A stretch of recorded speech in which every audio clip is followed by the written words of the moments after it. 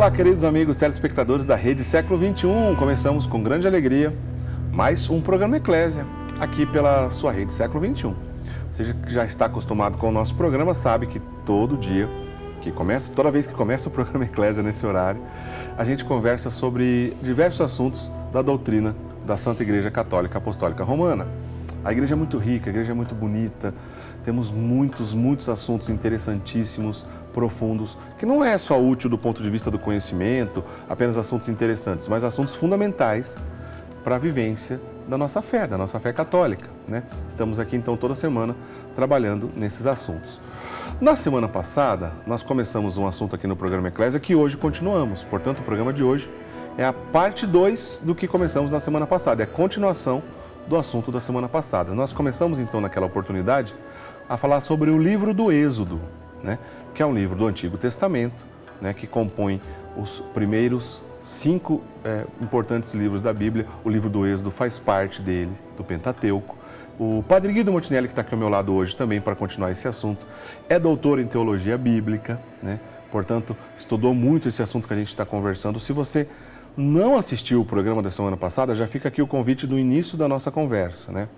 Se você perdeu o programa da semana passada, eventualmente, você pode assistir no portal da Rede Século XXI, que é o site rs21.com.br/eclésia, né? Todos os nossos programas estão disponíveis nessa página, inclusive o da semana passada, a primeira parte da nossa conversa. Padre Guido, boa noite. Vamos continuar então a nossa conversa sobre o livro do Êxodo. Boa noite, Diácono Eric. Boa noite, prezados amigos. Sim, a Bíblia é uma palavra aberta que merece sempre ser estudada e meditada, porque é um reflexo da divina vontade. Deus quer que, através do nosso conhecimento, possamos chegar a um maior amor da pessoa dele. Isso acontece exatamente através de uma análise e de um estudo deste livro sagrado que não falta na casa do bom cristão. Talvez, Diácono Eri, digamos a verdade, né? Tem razão mesmo os ingleses quando afirmam que a Bíblia é o best-seller, né? O livro mais vendido, mais traduzido, mas temos que admitir, não é sempre o livro mais lido. Todos deveríamos dedicar um tempo hábil diariamente para aprofundar a beleza deste livro, que traça o caminho da nossa santificação. Padre Guido, obviamente não dá para a gente repetir tudo que já conversamos no programa da semana passada, mas o senhor poderia fazer um resumo para a gente, para quem começou a partir desse momento só, do que se trata o livro do Êxodo, o resumo do enredo desse livro? Certo. O livro do Êxodo é uma palavra de origem grega, significa saída. Trata de uma longa viagem de 40 até 42 anos que o povo teve que enfrentar saindo do Egito, que era uma terra, digamos, de opressão, de escravidão, para voltar para a terra prometida, de onde tinham vindo, né, centenas de anos antes, digamos assim, as pessoas. Um livro está interligado com o outro. No livro do Gênesis, o primeiro livro da Bíblia, temos como é que o povo acabou chegando no Egito, através de José, filho de Jacó, né, que depois virou chefe militar, mandou vir as famílias dos seus irmãos, e o povo foi aumentando cada vez mais. 240 anos depois, imaginamos quantas gerações, eis que o povo pensava de poder voltar um dia para a terra prometida, mas este dia não chegava. E aí toda a história de um faraó que queria destruir este povo, querendo matar os meninos, homens, logo que nasciam, mas o menino foi salvo pelas águas, né? Este menino chamou-se assim de Moisés, e quando adulto recebeu uma vocação, digamos, da parte de Deus, através de uma ordem específica, de suplicar o faraó, a autoridade máxima do Egito, para que pudesse dar liberdade ao povo de sair do Egito para voltar para a terra prometida de Canaã. E o faraó não quis dar, digamos assim, uma resposta positiva, E aí temos a descrição em 3 capítulos das famosas, tristemente famosas, 10 pragas do Egito, né? Mas mesmo assim, diante de eventos extraordinários que marcaram a vida social daquele povo, o faraó não deixava. Até que chegou, digamos, a última praga, que foi exatamente a morte de todos os primogênitos das famílias do Egito, inclusive do menino, o filho do faraó. Aliás, esse episódio foi decisivo para, pelo menos, mudar o entendimento do faraó sobre o que estava acontecendo? Pelo menos naquele momento, sim. Mas volto a dizer, como afirmei no programa que fizemos, que não havia muita convicção. A tal ponto que, poucos dias depois, quando toda aquela multidão de pessoas saiu do Egito e chegaram bem perto do Mar Vermelho, aí também numa passagem milagrosa a pé enxuto, etc., mas o faraó mandou o exército do Egito e aconteceu a alta maré e todo o exército afogou praticamente, né? E foi assim, isto é, ninguém pode se colocar contra o projeto de Deus, a grande aula moral que nós podemos pegar nessas primeiras páginas. E o povo começou esta longa viagem, 40 dias depois da viagem, aguardavam ainda a descida do Monte Sinai e finalmente Moisés voltou, né, 50 dias, né, do início da viagem, com as tábuas, mas dos 10 mandamentos, que até hoje constituem a lei de Deus, que ninguém poderá nunca modificar. Só que o povo já havia mudado de ideia, havia transformado o ouro, né, e objetos de ouro em um grande bezerro de ouro, havia já feito dança, música, comida e também imoralidades, desprezando o seu credo no seu único Deus. Padre Guido, é muito bonito ver nas páginas do livro do Êxodo a maneira como Deus se relacionava com Moisés. Moisés realmente foi escolhido por Deus. São tantos sinais milagrosos, prodígios maravilhosos, né? Que numa distância tão longa aqui da nossa geração é difícil a gente imaginar o tamanho desses prodígios. Mas, de uma maneira muito singela, Deus se revela numa frase bonita. Ele diz para Moisés: eu sou aquele que sou. Somente um personagem bíblico ousou repetir essa expressão, Padre Guido. Conte para a gente quem foi esse personagem e em que ocasião nós ouvimos outra pessoa, além dessa relação, desse diálogo com Moisés, alguém que ousou referir-se a si mesmo como eu sou. Vejam bem, meus amigos, Deus se manifesta como a entidade suprema que sempre existiu, certo? E nós temos até a mesma expressão vinda dele mesmo nas primeiras páginas da Bíblia, no livro de Gênesis, certo? Porque ao passo que a pessoa humana é sujeita a um nascimento, a uma vida adulta e a uma morte, Deus não é sujeito ao nascimento. Sempre existiu e sempre existirá. Por isso, a expressão que Deus diz para Moisés: eu sou aquele que sou. E não poderá nunca mudar uma expressão desta, porque identifica quem é Deus dentro de toda a obra da criação, mesmo que não tivesse criado nada. Sempre existiu e sempre existirá. Moisés se fez forte desta expressão, a tal ponto que, diante do faraó, ele repete esta frase de Deus. É ele quem afirmou: eu sou o quem sou, mandou fazer isso e aquilo, mas o faraó não atendeu ao pedido. Ficou cada vez mais endurecido no seu erro, na sua profunda convicção, digamos assim, ateia, e acabou não acreditando na expressão de Moisés. Depois, né, na era cristã, o próprio Cristo vai repetir, né? Antes que alguns profetas fossem, eu sou. É uma referência, não é, Padre Guido? Exato.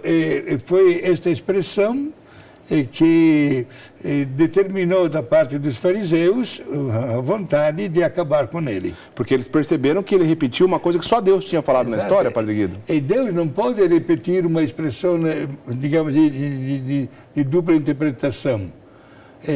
Portanto, o mesmo Jesus fala que como Deus, antes que Abraão fosse, eu sou. Por isso ele, mais uma vez, se repete esta expressão da presença constante e eterna da sua divindade no meio do mundo e também fora do mundo. Deus sempre existiu e sempre existirá. Aliás, quando nós pensamos nisso, ficamos até sem... Não temos um comentário diante da sabedoria divina, num gesto espontâneo dele de criar o universo, diante do qual até o planeta Terra desaparece como um pontinho de nada, diante das galáxias, etc., que existem por aí. Onde é que chega a obra de Deus?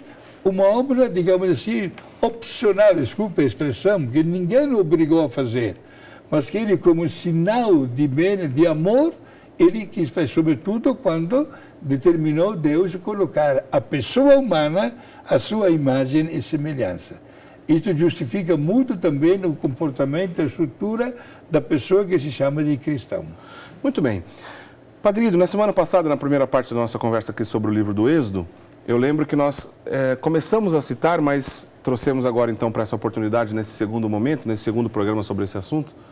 Queria que o senhor explicasse para a gente qual é a relação de tudo o que acontece no livro do Êxodo, com toda essa narrativa, né, da retirada do povo que era escravo do Egito, caminhando 42 anos no deserto, liderado primeiramente por Moisés e terminada a história por Josué. Todo esse episódio, o que tem a ver com a festa da Páscoa dos hebreus? Certo, a palavra Páscoa, Diácono Eric, meus queridos amigos telespectadores, é uma palavra de origem hebraica que significa passagem. Passagem. Até hoje os hebreus celebram a Páscoa, mas que não tem nada a ver com o nosso sentido. Páscoa histórica é exatamente a comemoração da saída do povo de um período de escravidão rumo à terra prometida, certo? E, inclusive, nós temos esta mesma palavra citada por Deus e gravada no livro do Êxodo, no capítulo 12. Esse dia será para vocês um memorial, pois nele celebrarão uma festa de Javé. Vocês o celebrarão como um rito permanente de geração em geração. O que os hebreus celebram na Páscoa? Eles celebram a saída do povo a uma data histórica que, para dizer em qual período do ano aconteceu. Exatamente a lua nova, né, do mês de Nisan. Certo? Ed é esta data que até hoje regula a celebração da Páscoa dos hebreus, como também, como vou explicar daqui um instantinho, a nossa Páscoa. Né? A celebração, como lembrança da passagem do povo que saiu do Egito para a Terra Prometida, tem como ponto central um jantar festivo de um cordeiro macho de um ano, e com um ritual, uma leitura de alguns salmos, passagem do livro do Êxodo, algumas passagens, o chefe de família que dá as partes para todo mundo, comem de pé para lembrar que não tiveram nem tempo de um jantar tranquilo, sossegado, porque deviam correr e cair fora daquela terra. E depois, ao redor do carneiro assado, colocam ervas amargas. Que tem um sentido próprio, claro. Sim, para lembrar a amargura do tempo que passaram no Egito. Comem o pão ázimo, isto é, não fermentado, para lembrar que não tiveram nem tempo de fermentar o pão, certo? E comem todos de pé, repito, com um cinto, prontos para iniciar uma longa viagem, certo? E esta é a Páscoa. E quando terminam de jantar, acompanhado, inclusive, Diácono Eli, por 4 copinhos ou taças de vinho. 4, durante o ritual. Né? Quando termina este jantar festivo, o que sobrou do cordeiro deve ser queimado, não pode ser guardado até hoje, né? Ele não guarda na geladeira para esquentar amanhã, não. Deve ser jogado fora. Se a família que celebra o jantar da Páscoa é pouco numerosa, pode convidar a família ao lado, certo? E fazer como uma pequena comunidade. É um ritual que tem o seu grande valor. Agora, no nosso sentido cristão, Páscoa também é uma passagem da morte para a vida nova de Jesus. Exatamente, aconteceu exatamente no mesmo período que os hebreus celebram a Páscoa hebraica. Por isso, Jesus imitou 100% todo o cerimonial, digamos assim, do rito da Páscoa. Mandou os apóstolos preparar a sala, prepararam também aquele cordeiro assado, ervas amargas, o pão ázimo, o vinho gostoso, etc. Mas, a um certo ponto, Jesus instituiu a Eucaristia. Foi aí? Provavelmente, tem um estudo muito interessante do Scott Hahn, né, um especialista em Bíblia norte-americano. Provavelmente, segundo os estudos dele, que foi justamente no terceiro cálice dos 4, na qual Jesus instituiu a Eucaristia. Né? Olha lá, instituiu a Eucaristia, né, dando o pão e depois dando o cálice, a taça de vinho, etc., dizendo aquelas palavras, aqui o meu corpo, aqui está o meu sangue, etc. Depois inicia a paixão, logo em seguida, naquela mesma noite, a horrível noite da traição, todos o abandonaram, Judas o vendeu, Pedro negou por 3 vezes, ele conheceu uma noite horrível, onde Jesus virou objeto de gozação e, olhando até do ponto de vista histórico, virou, desculpa a comparação muito vulgar, como uma bolinha de ping-pong. Um que mandava para o outro que fazia cada coisa horrível, humilhava Jesus. Foi uma noite horrível que terminou com um processo sumário, sem nenhuma defesa, e que resultou na condenação à morte de Jesus. Jesus morre na cruz na sexta-feira e ressuscita, vence a morte com a sua ressurreição.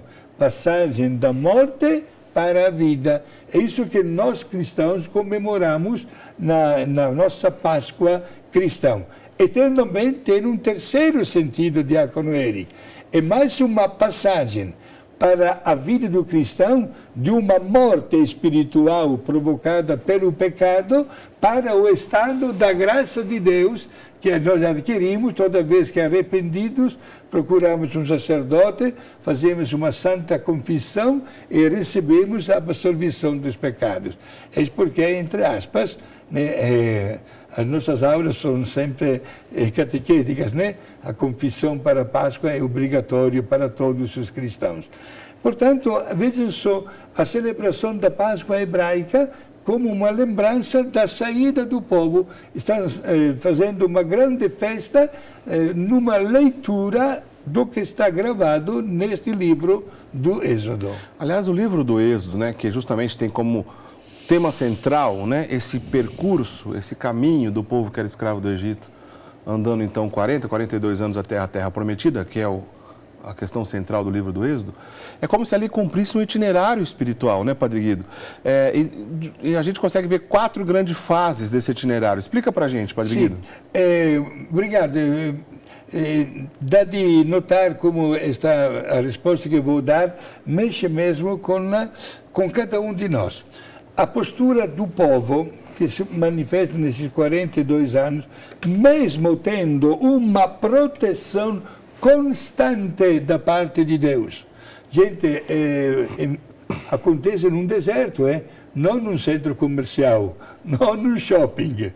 No deserto é problema de animais ferozes, de cobras, sede, não tinha vegetação árida, etc. E nunca faltou aquele produto que os mesmos hebreus não sabendo o que era, disseram, mas o que é isso? O que é isso? Em hebraico, manhu. Traduzimos para o português, maná. Uma coisa granulosa que todos os dias encontrava lá no acampamento. Uma espécie de grão, né, padre? Tipo de um grão que alimentava o corpo. Por 40 ou até 42 anos foi alimentado assim aquele povo. Repito, 650 mil pessoas.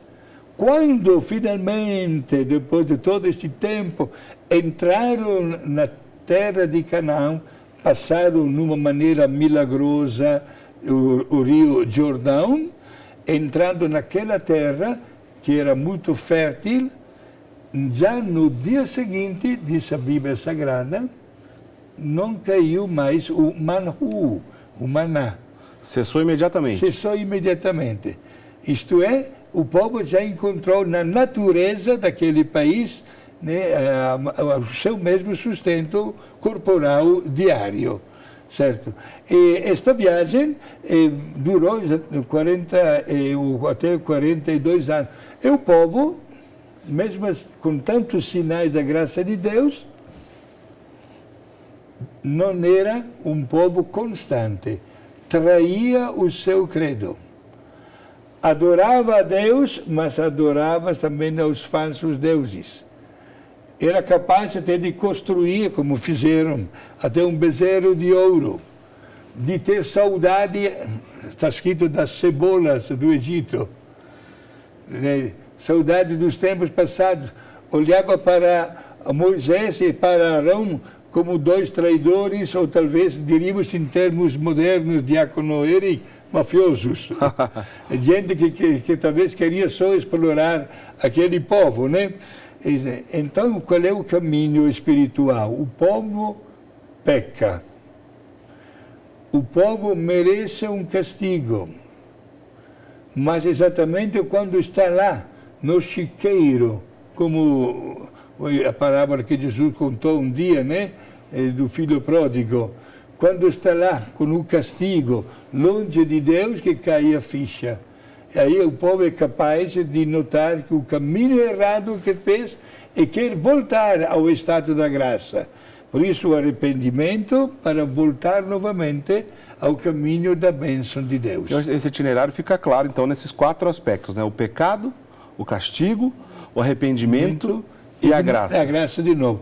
E este caminho espiritual, o diácono Eric, é também o caminho de cada um de nós. Quando uma pessoa se afasta da graça de Deus com o pecado, está repetindo exatamente este caminho. Nota um Deus diferente. E, portanto, peca, se afasta de Deus. Lá, quando está com o pecado, a sua consciência morde. Não se sente tranquilo. Talvez quer mudar de assunto, mas não está sereno. É o dedo, a ferida que começa a morder. E aí começa também a vontade de voltar à graça de Deus. Mas para voltar é necessário reconhecer que não é por aí. É necessário deixar de lado uma experiência negativa e voltar à reconciliação. É aqui que se sobressai a pessoa de Jesus. Um dos gestos mais lindos que Jesus podia fazer, diácono Eric, foi exatamente o fato de ter instituído o sacramento da confissão, da penitência. Quando nós, por tão pecadores que sejamos, descobrimos que a misericórdia divina supera a nossa fraqueza humana. Por isso, meus amigos, se nós lermos estas passagens da Bíblia, especialmente neste livro do Êxodo, com este olhar, podemos notar que um pouquinho somos nós também. Mesmo não fazendo a experiência do deserto, porém fazemos aquela experiência de um afastamento da graça de Deus. E esta experiência que não deveria existir, infelizmente, nos preocupa. Por isso, podemos logo notar que a grande preocupação de Moisés foi aquela de transmitir a voz de Deus.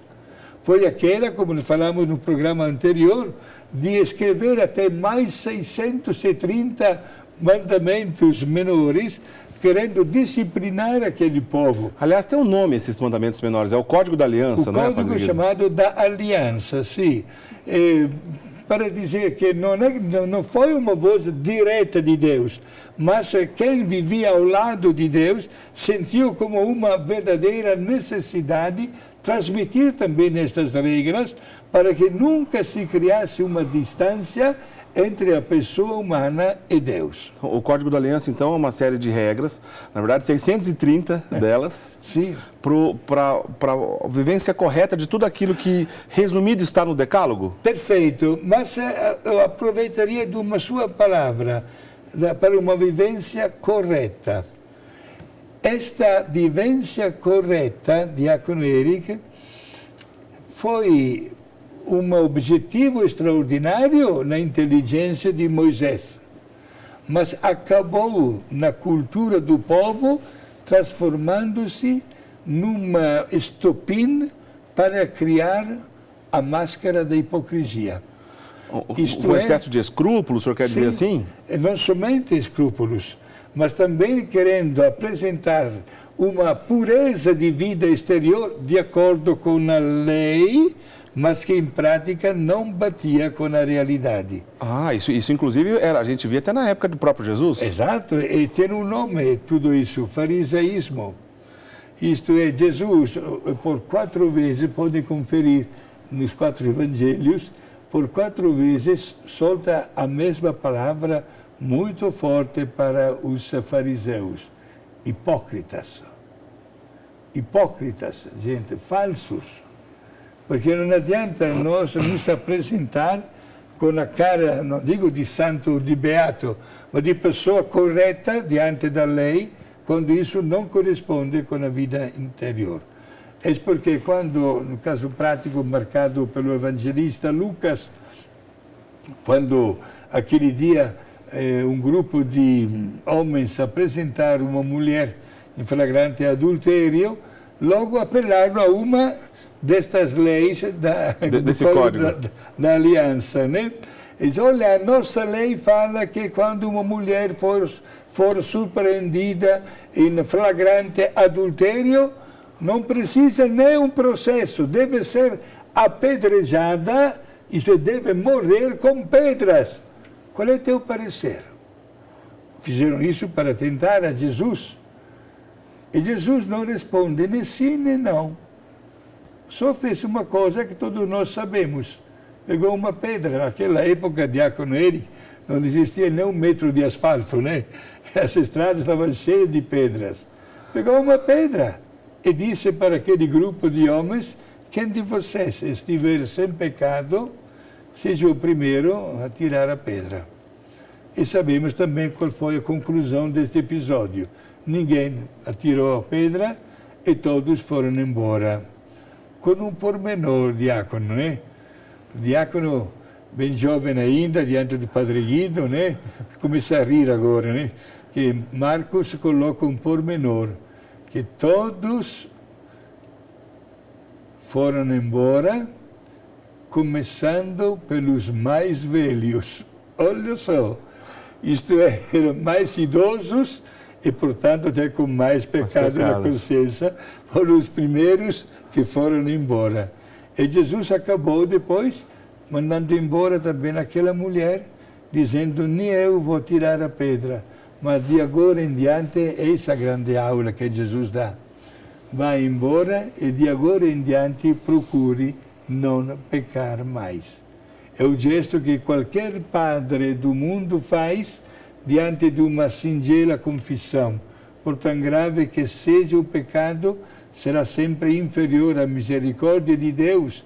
E quando o sacerdote, em nome de Deus, levanta o braço e dá a absolvição do pecado, não devemos nunca mais ter uma dúvida a respeito do perdão que Deus nos proporciona numa maneira 100% gratuita.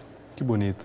Aliás, é muito bonito a conclusão e a passagem, a sabedoria que nosso Senhor Jesus Cristo usou é uma coisa profunda e bela.